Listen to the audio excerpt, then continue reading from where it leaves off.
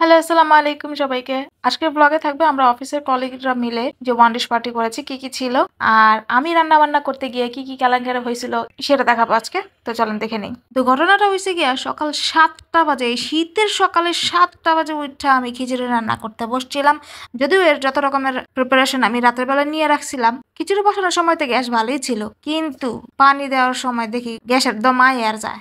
ওরে মনে মনে ভাবতাছি, গ্যাস রে গ্যাস, তুই তো গেলি আমার মানিজ্যতটাও লয়ে গেলি। এখন যদি আমার খিচুড়িটা ভালো না হয় তাহলে তো আমার মানিজ্যত পুরো প্লাস্টিক হয়ে যাবো। যাই হোক, দিলের মধ্যে পাথর রেখে এই খিচুড়িটা কোনো রকম রানলাম। বহুত তাল বাহানা কইরা এটা করতে হইছে। আল্লাহ বাঁচাইছে, পানি কম দিয়েছিলাম, তাও লেটকা লেটকা হয়ে গেছে। কি আর করবো, কপালে যদি ইজ্জত প্লাস্টিক হওয়ার লেখা থাকে তাহলে কি আর আমি কিছু করতে পারবো? তো গেল এই কাহিনী। খিচুড়িটা দেখতে সুন্দর হয় দেখে আমি আর কোনো ভিডিও করি নাই, নাইলে এতক্ষণ আপনারা 100টা ছবি ভিডিও দেখা ফেলাইতাম। তো অফিসে গেছি, গিয়া দেখি পায়েস না ফিরনি কি কয় এটা রে, আমার মন মানে বারবার ভুললে যাই পায়েস কোনটারে কয় ফিরনি কোনটারে কয়। তো আমার এই কলিগ আনছে, ওর হাতের রান্না কেন মজা এটা আমি এতদিনে বুঝতে পারছি, কারণ ওর মায়ের হাতের রান্না মজা। এই মেয়ের যে বিয়া করবো না, ওর পুরো চান কপাল।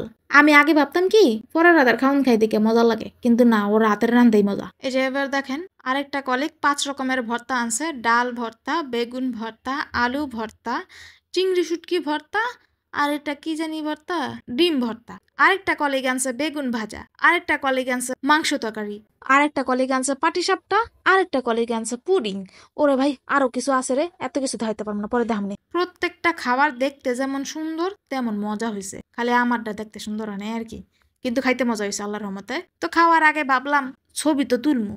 অন্য কলিগের মোবাইলে তো আর ফিল্টার নাই, হ্যাঁ তো আর ফিল্টার দিয়ে ছবি তোলে না। তো যে কোনো মোবাইল দিয়ে যেমনে মন চায় হেমনে ছবি তুললেও যাতে আমার সুন্দর লাগে, এর লেগে সাজুগুজু করতেছিলাম। এই যে এইবার দেখেন ওভারঅল খাবার। আমার খিচুড়িটার একটু ইগনোর মারেন। আর এই যে দেখেন কি কি মজার মজার খাবার। এখন এই সালাদটা মাখানো হইতেছে। এই সালাদটাও জোস হয়েছিল, জোস। আমার তো ভাই অনেক খিদা লাগছিল, তাই আমি সবার আগে গিয়ে বসে পড়ছি খাইতে। আর বাকি যারা আছে ভদ্র ছেলে পেলেরা সার্ভ করে দিচ্ছিল। আমি আর সাদি আপু একটা বড় প্লেটে বসছি। তো বলতেছিলাম এমনিতেই তো আমগো মধ্যে ভালোবাসা বলকা বলকা পরে, আরো যাতে বলকা বলকা পরে, এর লাগে আমরা দুজন একসাথে বড় একটা থালির মধ্যে খাইছি। শেয়ার করে খাইলে কি মহাব্বত বাড়ে, মহব্বত এমনি বাড়তি, এবার ওটুটুব আর কি ইনশাআল্লাহ। এই যে সব কিছু একসাথে নিয়ে খাইতে বসছি আল্লাহর নাম নিয়ে।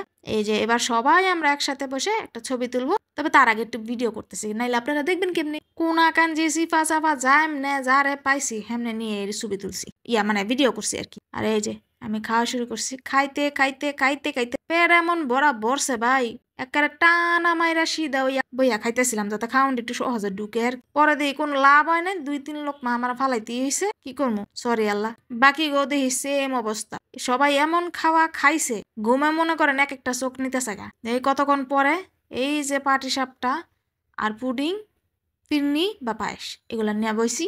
আস্তে আস্তে 1-2 চামচ করে খাইতে খাইতে বাসা যাওয়ার আগে আর কি শেষ করছি আলহামদুলিল্লাহ।